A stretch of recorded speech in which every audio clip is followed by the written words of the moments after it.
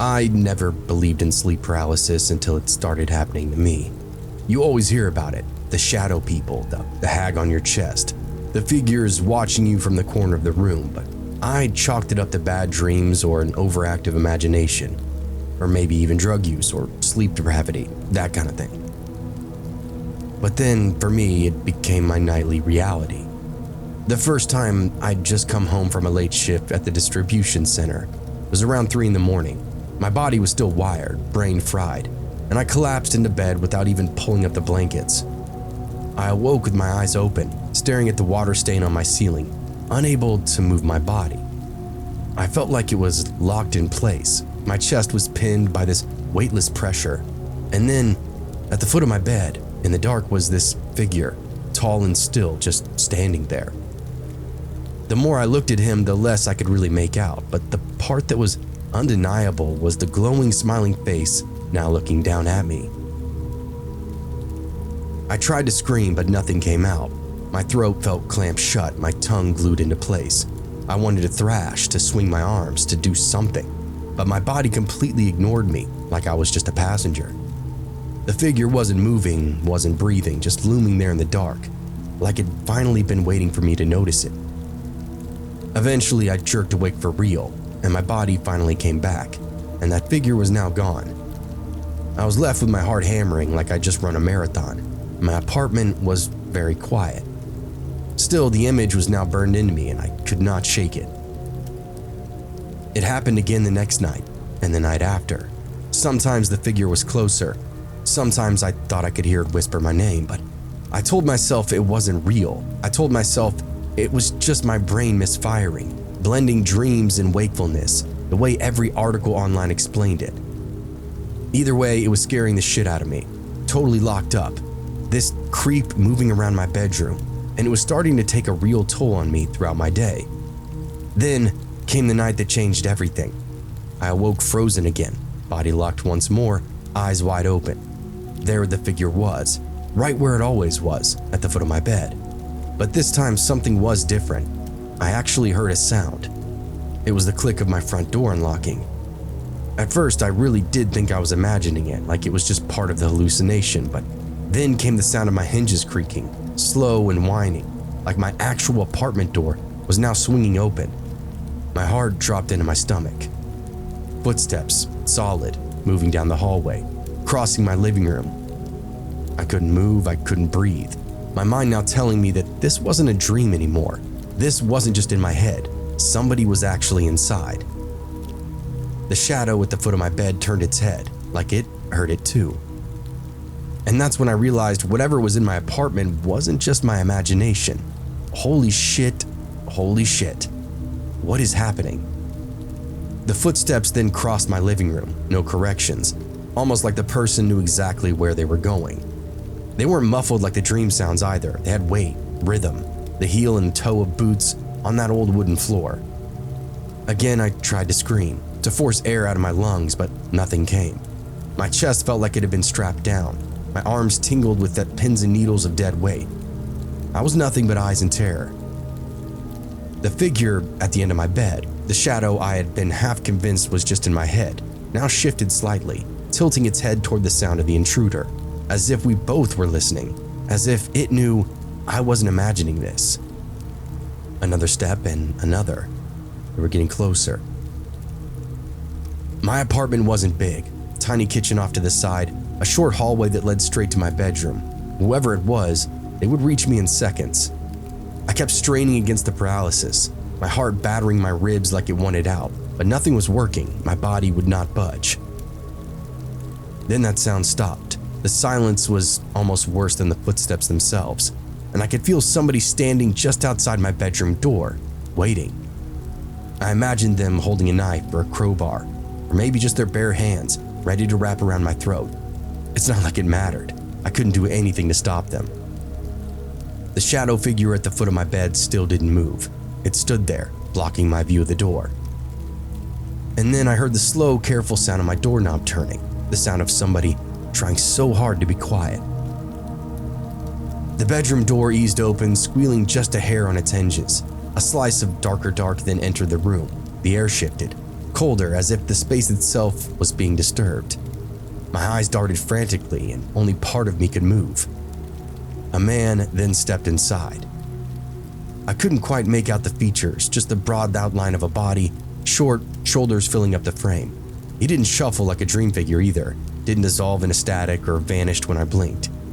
He stepped solid and silently into my room. The shadow at the foot of my bed didn't react to it, didn't stop him. The man crossed a short distance to my bed and leaned down toward me. I could smell him now, sweat and cigarettes, sour breath and damp clothes.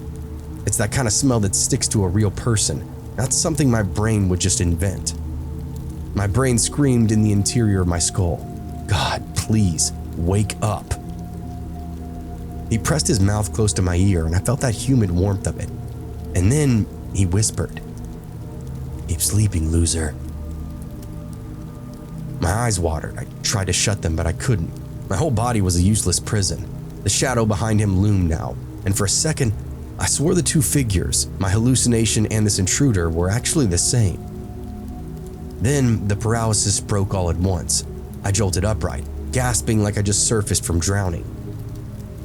My room was empty. No man, no shadow, just silence. I staggered out of my bed, my legs were really weak though, and rushed to the front door of the apartment. The door stood wide open, not just unlocked. The deadbolt turned, chain slid free. The whole thing was as open can be. I ran into the hallway, my bare feet cold against that cracked linoleum. Nobody was there. The stairwell echoed nothing back to me but my own panicked breathing. I slammed the door shut and locked it, pressed my back up against it. What the hell just happened? I didn't sleep that night, and the next night when exhaustion finally dragged me under, I prayed it was all in my head, but as soon as I drifted into that frozen half-sleep, I heard it once more and I couldn't believe it. This was beyond a nightmare. It was true blue, living hell. The click of a lock, the creak of hinges, boots on the floor. And this time when the door opened, I saw the figure at the foot of the bed smile. I didn't call the cops. I guess maybe I should have. Every sane person probably would have, but again, what would I even say? That somebody broke into my place but didn't steal anything? That a shadow stood at the foot of my bed? That a man leaned down and whispered gibberish into my ear while I couldn't move? Everything on the web told me that these could be symptoms of sleep paralysis, just complete bouts of hallucinations. I knew that nobody would believe it. Hell, I barely even believe it, and I'm the one living it. So I just kept quiet. I bought a heavier deadbolt the next day, the one that needed a key on both sides. I slid a chair under the knob when I went to bed, and I told myself that was enough. But it wasn't. The next week it happened again. Same paralysis, same figure, same sounds of the door unlatching and swinging wide, even with the chair jammed under it. My heart nearly exploded in my chest when I saw that chair scrape silently across the floor, pushed aside like it weighed nothing. Again, I couldn't move. I couldn't scream. I couldn't do anything but watch. The man stepped inside again, broad shoulders, blotting out the hall light. His breath was rank as he leaned in close, and this time I caught words inside whispering, "You belong." He touched me that night, fingers on my face, on my chest. He moved off and then rummaged through my drawers, eventually found the cash in my jean pocket and in my desk, then scampered back out the way he came. I woke up gasping, sweating through the sheets, heart pounding so loud that I thought it would split me open. The door was wide again, and my cash was actually gone. So after that, I just stopped sleeping. I called the police and told them somebody had entered my apartment and stolen money from me. An officer came by, took a statement, a description, then proceeded to comb the building. He didn't find anybody, but it was a start, I guess. I'd make coffee at midnight, chain smoke on the balcony, watch the sun rise like it was my lifeline. But no matter how long I stayed awake, eventually my body would shut down, and every time it does, I wake up in that paralysis. This is now my life, my living nightmare. Now I don't even really bother fighting it. I just lie there, locked in my useless body, staring at the figure at the foot of my bed, waiting to see who or what he brings into my house.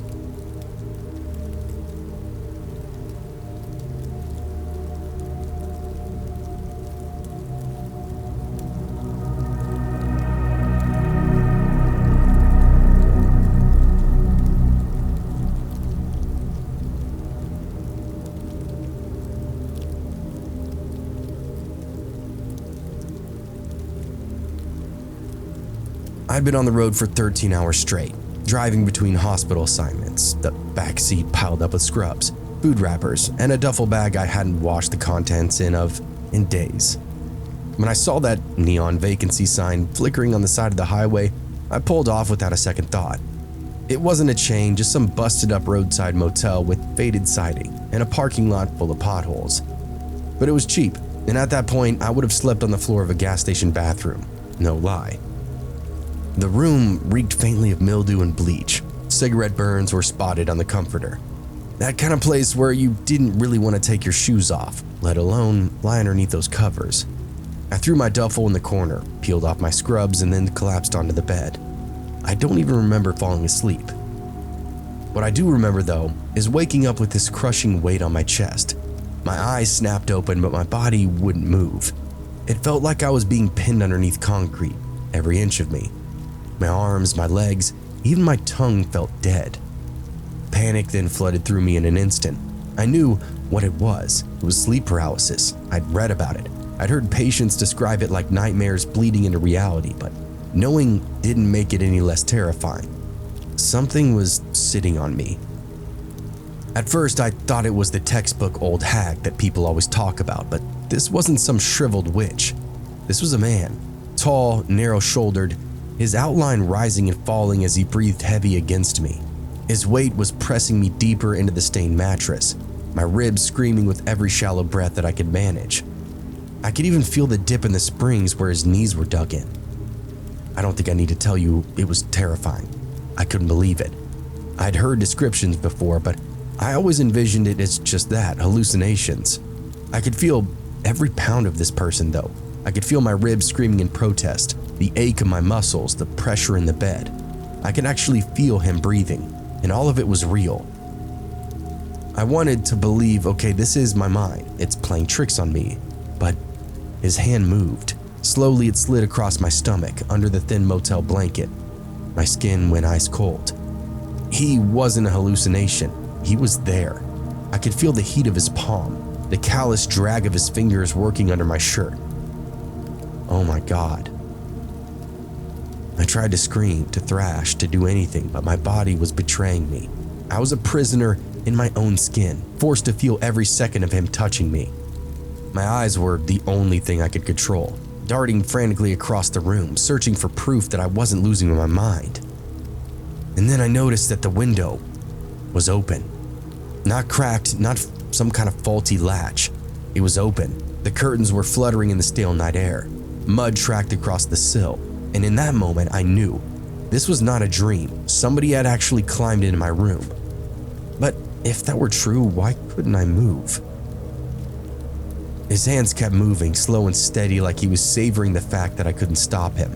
My skin crawled underneath his touch, every nerve screaming, but I couldn't flinch, I couldn't buck him off.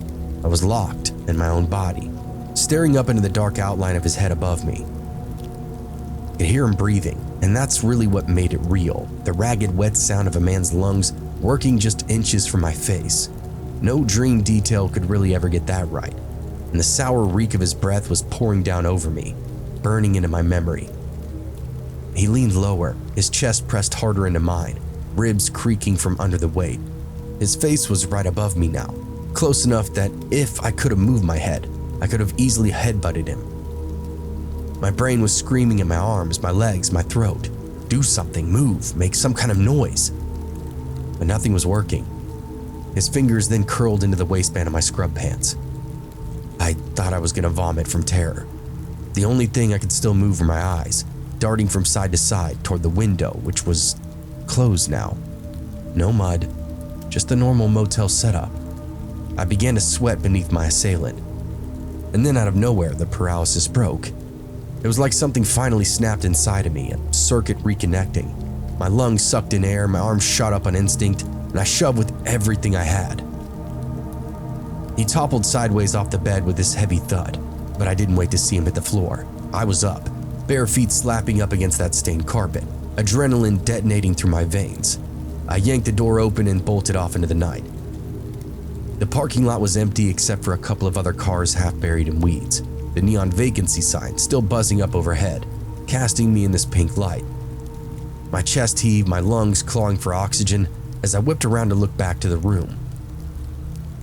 The window was closed, the door was open, but the bed was empty. No man, no shadow, just this indentation where I'd been pinned, and the blanket half pulled up to the floor. I sprinted across the gravel, stones biting into my soles. It didn't stop until I hit the gas station down the road. I must have looked completely insane, wild-eyed, hair tangled, scrubs twisted and sweat-soaked, but I didn't care. I begged the clerk to let me use the phone, voice shaking so bad I could even barely get the words out. The police arrived about 20 minutes later, and we drove back to the room together, the cruiser's headlights sweeping across the chip siding. As we pulled in, my heart was still hammering, this permanent drumbeat in my throat, and when we stepped inside, the officer did this slow scan of the place. There was no evidence of anything that I described, no mud, no window open, no man, nothing but my meager belongings inside this cheap motel. I knew what he was going to say before he even opened up his mouth, something about how transient motels attract all kinds of people, how people will come and go, how maybe some drifter slipped in while I was asleep.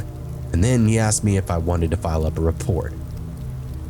But how could I really explain the rest? How could I tell him that I hadn't just been asleep, that I'd been paralyzed, trapped in my body while some stranger's hands slid under my shirt, that I hadn't been able to move or scream or do anything until the last second? I know he'd think I was crazy. I shook my head, told him no, and said I was leaving. I gathered up my stuff, loaded the car, and hit the road. The next town that I was working in was a few hours away, and I figured I'd sleep better in the morning when I got there. The sun would provide at least a little security. When I pulled into the hospital lot 4 hours later, after all the adrenaline had burned off and my hands finally stopped trembling on the wheel, I realized something that made my blood run colder than anything else. The man hadn't been just breathing, he'd been whispering. And whatever he said, whatever he muttered in that wet rasp while I was frozen beneath him, I could still hear it, right in my ear. I didn't sleep that morning, not at the hospital, not when my shift ended, even after I drove 2 towns over and paid for a clean chain motel. I sat in the corner of the room with the lights on, watching the door and waiting for it to creak open. He didn't come, and he never visited me since. I like to think whatever happened to me was merely a symptom of that motel room, and whatever it is, hopefully it's confined to just there.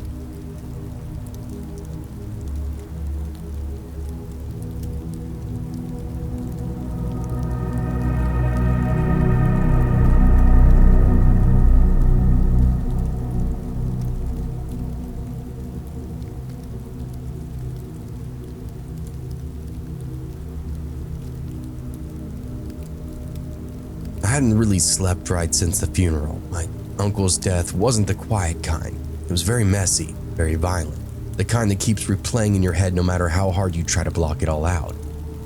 Everybody told me that I looked like hell, but what did they really expect? I just lost the only real father figure that I ever had.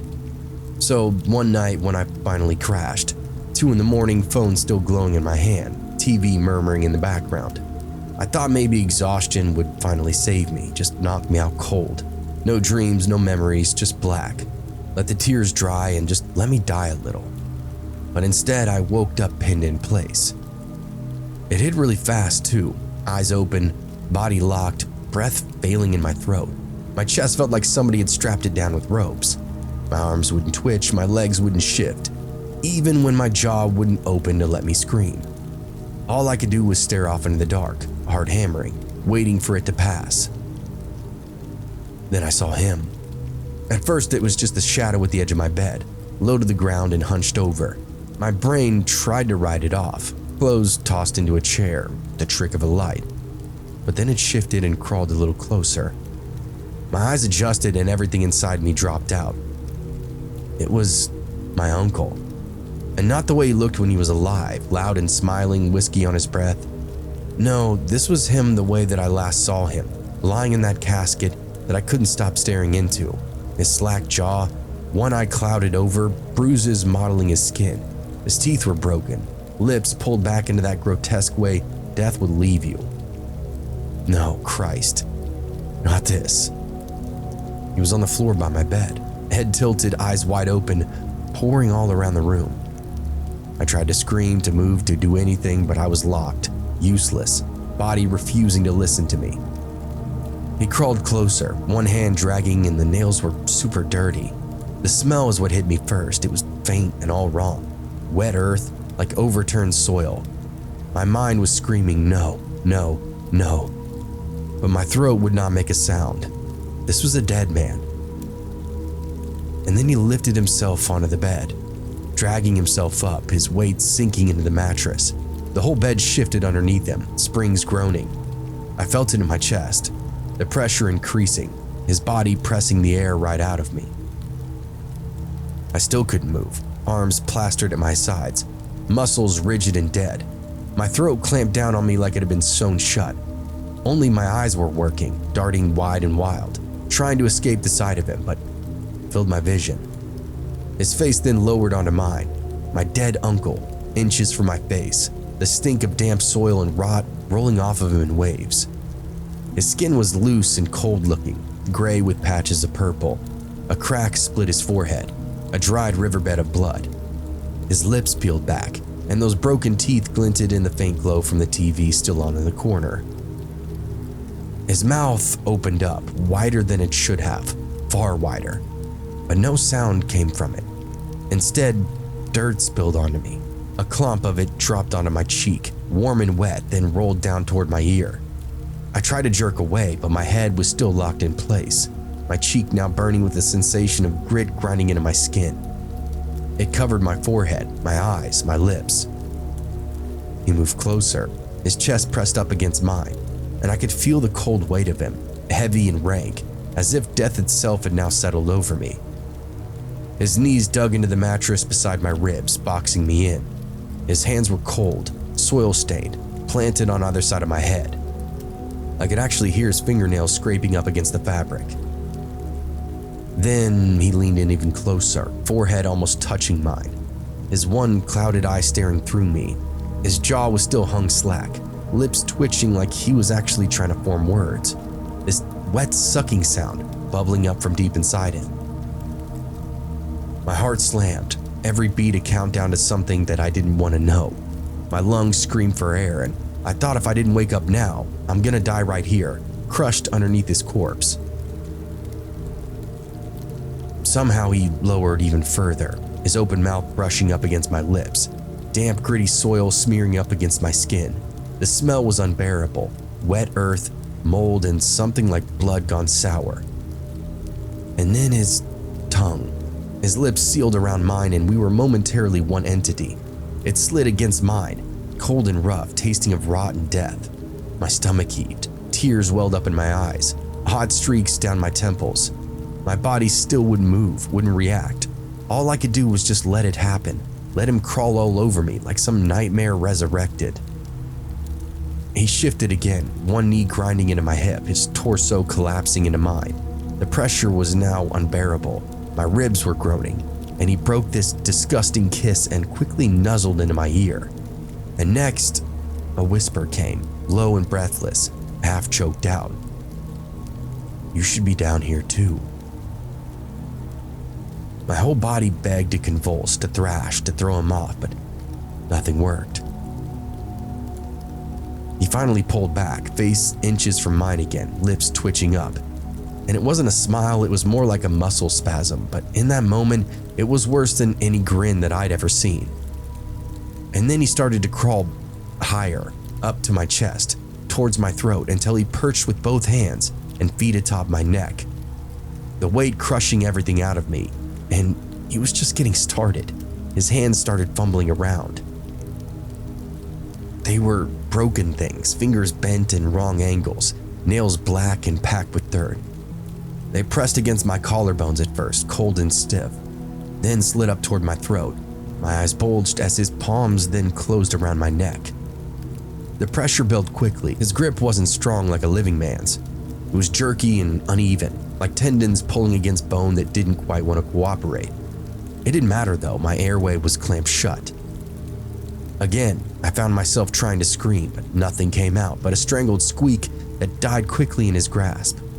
My chest convulsed, lungs begging, burning. His face loomed inches above mine, eyes locked on me, one clouded white, the other black and wet. He didn't blink, he didn't breathe.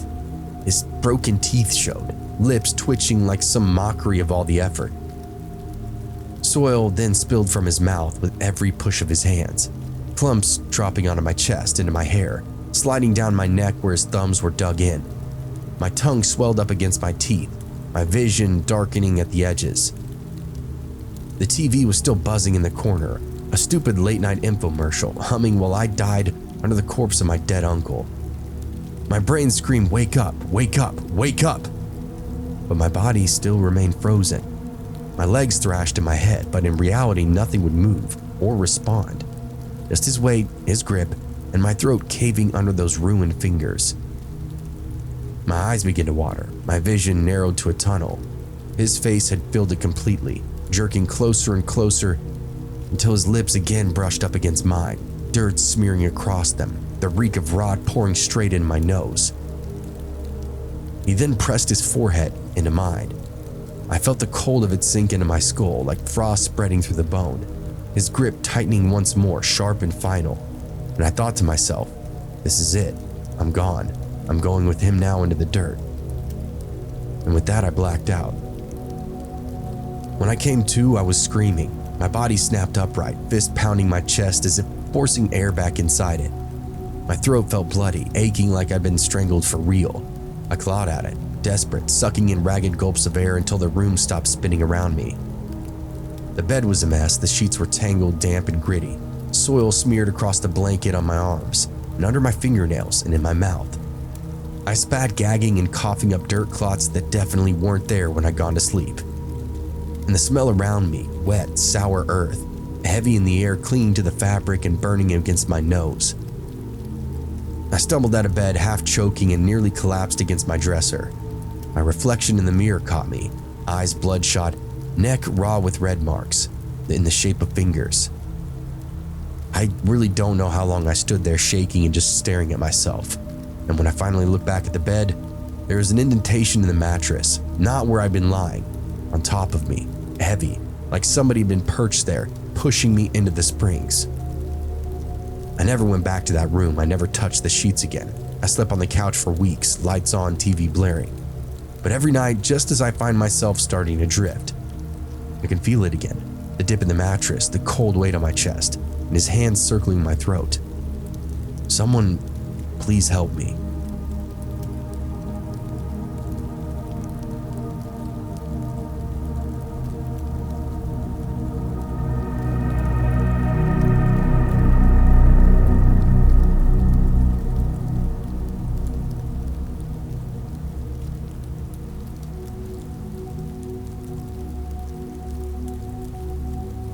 It started with my name.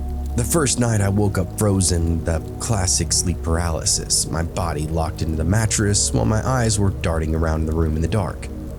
My heart pounding, but I told myself it's nothing, just some kind of weird trick in my brain. And then I heard a whisper. It was so faint that I thought at first it was in my head, but no, it was indeed right there, in the room with me.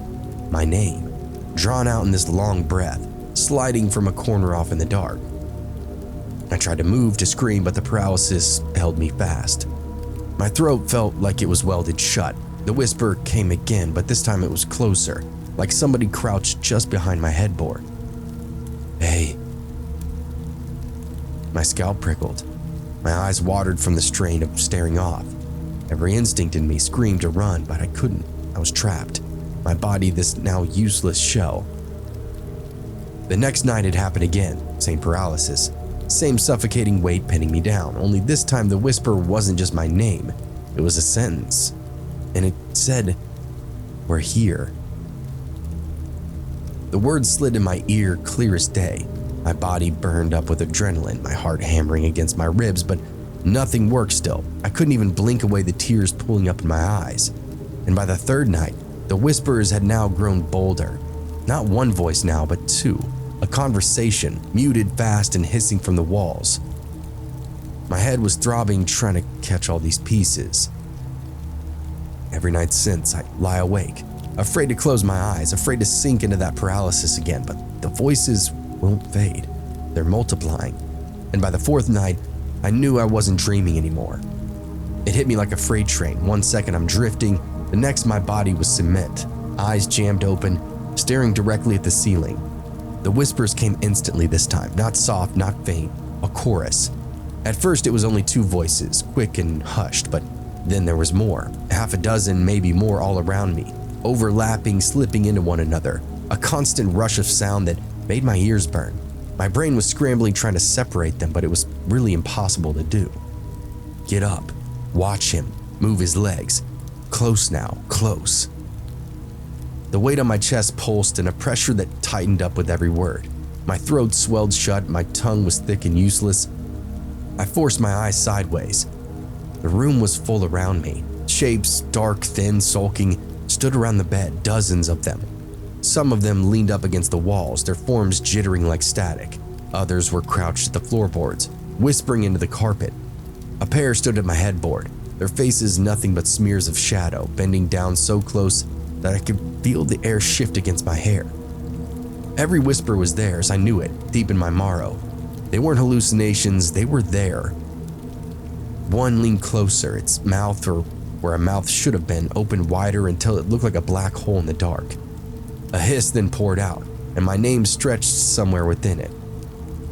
I actually tried to shut my eyes, but I couldn't. I tried to move my hands, my legs, anything, and couldn't. All I could do was stare at the blur of figures closing in around me, whispering faster, their voices rising up until it was like 100 snakes slithering in my ear. My chest caved under the weight. It wasn't just one pressing me down now, it was all of them. The mattress sank, the spring squealed, as if dozens of bodies had now climbed on top of me, kneeling and crouching, pressing their dead weight into my chest, my arms, and my legs.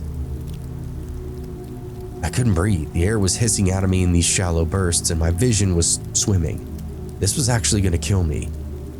I felt something weird slide up against my skin. Fingers, dozens of them. I couldn't actually see them. My eyes were locked on the ceiling, but I felt them. Thin, icy hands brushing up against my arms, curling against my ankles, prying my mouth open. The whispers slammed into me now, clear and sharp, every voice cutting deep into my skull. Open him. Say it. Say it. Say it. Die. Do it. Now.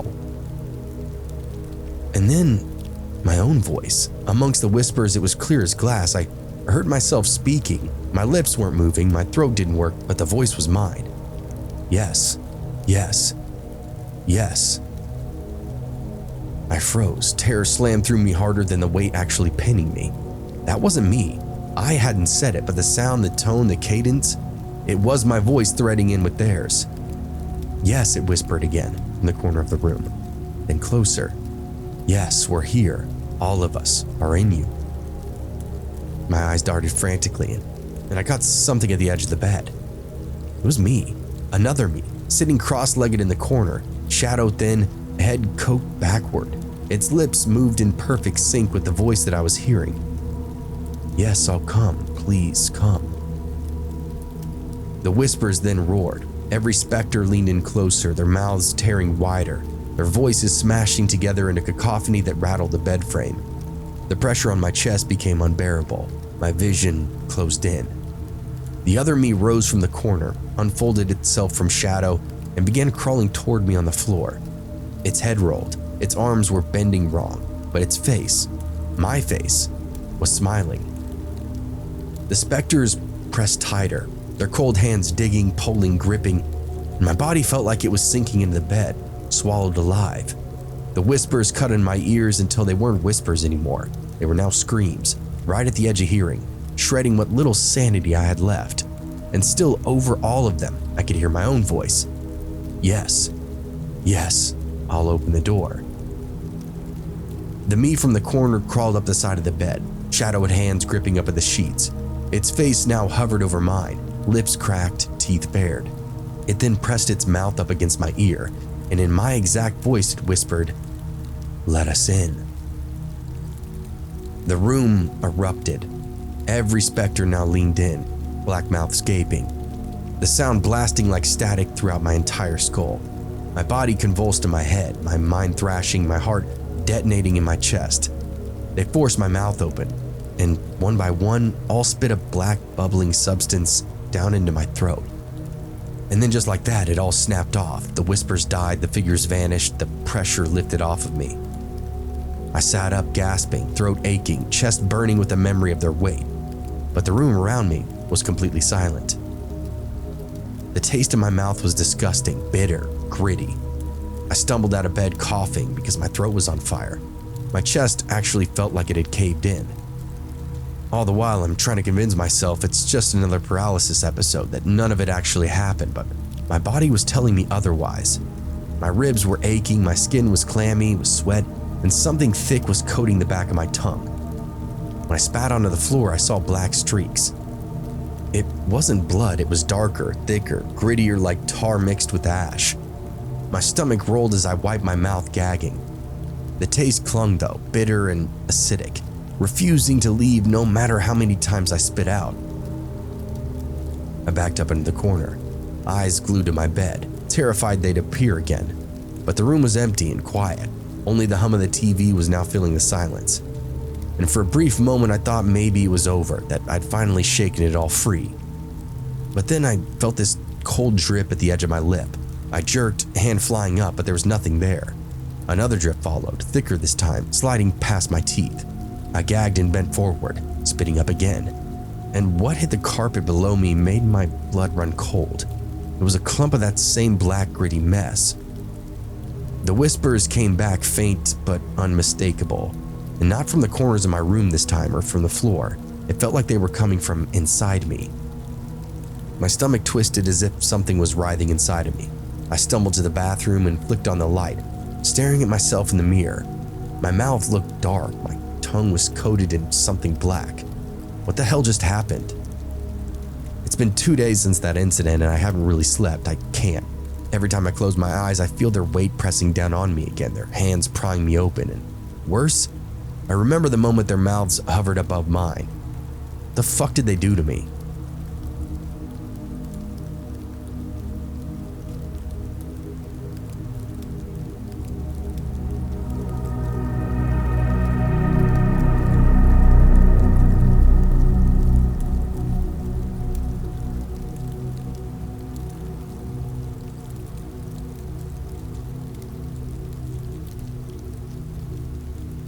I live alone, and that's supposed to be the comfort.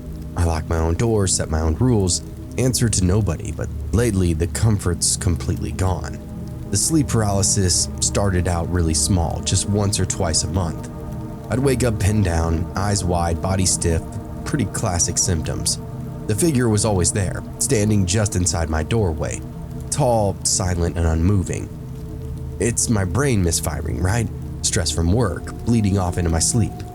I'd recently gone through a breakup as well, figured maybe just some residual anxiety. But then it happened again, and again, and again. More often now, the shadow never leaving. Sometimes it edged closer. Sometimes I swore it saw its head tilt as if it were studying me in the moment. And last week I started actually hearing things, not dream things, but real things. The first night it was the rattle of my silverware drawer sliding open. The next a faint clatter of plates, like somebody setting a table off in my kitchen. I lay there frozen, eyes locked on the open bedroom door, part in my throat. When the paralysis finally broke, I'd jump out of my bed and run off into the kitchen. The drawer was now open. Utensils were scattered across the floor, but nobody was in my apartment. So I continued brushing it off. But the next night it got louder, shuffling, dragging sounds as though somebody was pacing the hallway outside my room. The figure in the doorway seemed to be closer now, its shadow darker. And then, last night, I awoke to the worst sound of it all.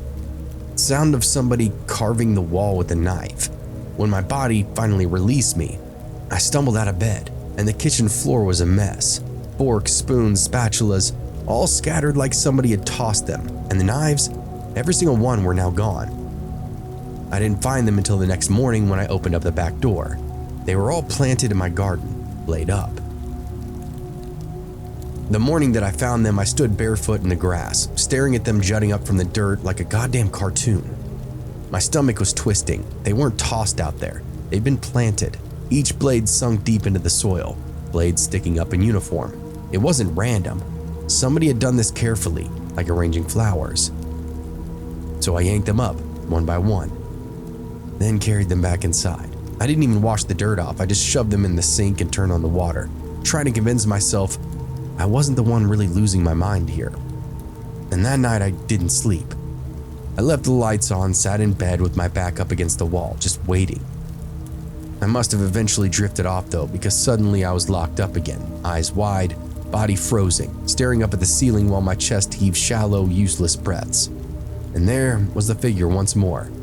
But not at the doorway this time, closer, actually inside the room. Christ, he was at the foot of my bed.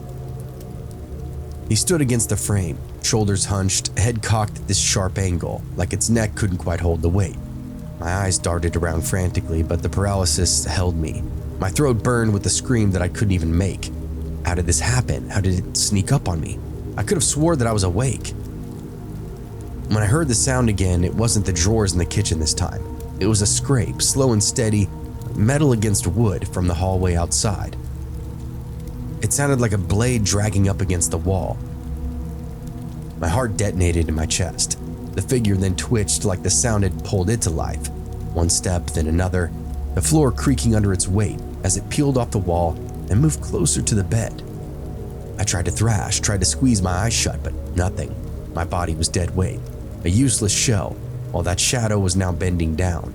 Its outline rippled in the dim light, as if it were both there and not at the same time. Then I heard footsteps, real ones, heavy shoes crossing the kitchen floor, the scrape of chair legs sliding up against the tile, the unmistakable squeal of back door hinges. Somebody else was inside. The figure turned its head toward the sound, then back to me.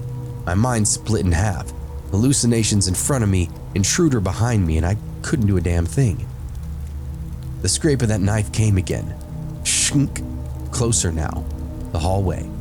The figure loomed over me, the face of a smeared black, no features, no eyes, but I felt it staring.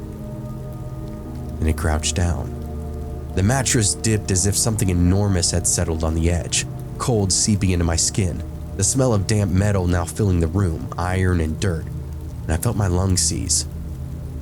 Then I felt a hand, thin fingers pressing against my ankle, icy and real, curling around the bone. The weight on the bed shifted as it crawled higher, joints cracking, body jerking like a puppet pulled by wires. The footsteps in the hall had stopped now, and the silence was deeper than anything I'd ever felt fill the air. "You left the door unlocked." A voice spoke, but I couldn't tell from where. My eyes shot to the doorway. A darker shadow stood there, broader and stranger. Not flickering, not smearing, real. The figure on the bed pressed down harder, pinning me, and my body screamed for air. And the whisper from the hall came once more, soft and haunting, spoken by a man's voice this time. "Shouldn't live alone." The figure had now climbed onto me fully. My ribs bent underneath the weight, and cold hands were now pressing up against my chest, pinning me to the mattress even more. The smell of iron thickened until I gagged silently, throat locked.